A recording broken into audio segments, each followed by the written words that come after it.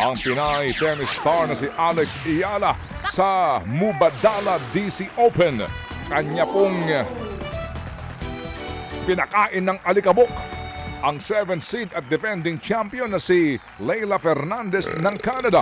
Mainit ang naging simula po ng pambato ng Pilipinas dahilan para humakuha niya ang first set. Pagsapit ng second set, bumawi po si Fernandez at nakabuo ng 5-1 na kalamangan pero hindi sumuko si Ayala at nagawa pa hong mabawi ang bentahe 6-5. Umabot sa tiebreaker ang laban kung saan dinomina ni Ayala si Fernandez. Final score 6-2, 7-6 at 7-1 sa tiebreak. Sunod mo makakalaban ni Ayala ang magwawagi sa pagitan po naman nina Elina Espitolina at ni Polina Kuder Metofa. Samantala, nakarating na po sa Vietnam ang Alas Pilipinas Women para sa unang leg ng Southeast Asian V Cup. Unang makakalaban ng Alas Women ang host Vietnam sa Biyernes. Bahagi po ito ng paghahanda ng pambansang kupunan para sa Asian Games sa Japan sa Setyembre. Magsisilbing head coach ang Japanese mentor na si Taka Minowa, asawa po ni Jaja Santiago. Pangungunahan naman ni Kapitana Gia Morado ang roster na binubuo karamihan ng stars mula po sa Premier Volleyball League. Sa siyam na nakalipas pong legs ng taunang palaro, 6 na beses nagtapos sa ikatlong pwesto ang Alas. At sa PBA po naman, abay nagbalik po sa winning column ang San Miguel Beermen sa PBA Governors Cup. Tinambakan nila ng matindi ang Titan Ultra Giant Risers 143-105. Tuluyan pong nakalayo ang Beermen sa ikatlong yugto kung saan po na-outscore nila ang Titan 49-23. Hindi na po nakarecover ang Giant Risers.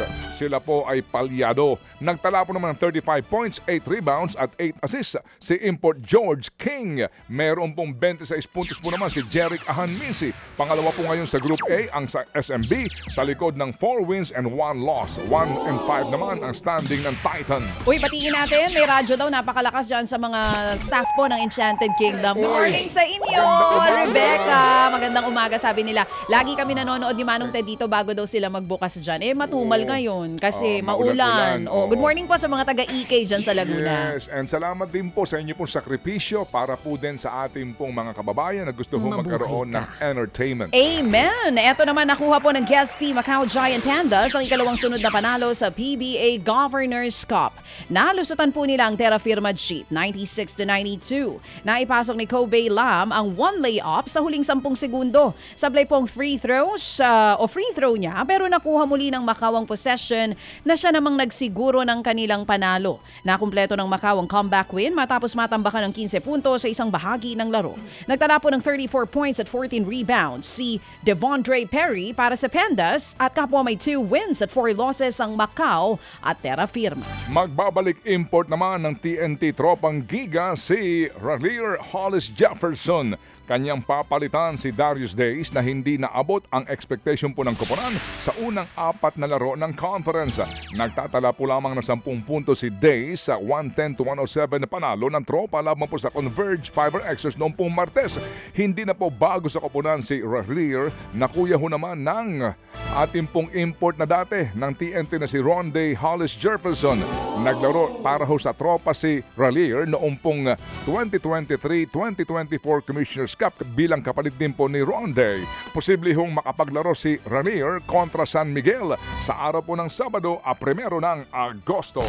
Mga kapatid, patuloy po kayong tumutok sa 105.9 True FM para sa totoong balita, impormasyon, music and entertainment. Mag-subscribe sa aming YouTube channel at podcast at sundan nyo kami sa Facebook, Instagram, X at TikTok sa True Network PH. Bisitahin din po ang aming official website, truefm.ph.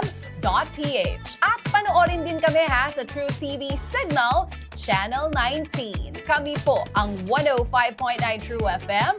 Laging true sa'yo, kapatid. Ito tayo sa totoo, tunay at tapat.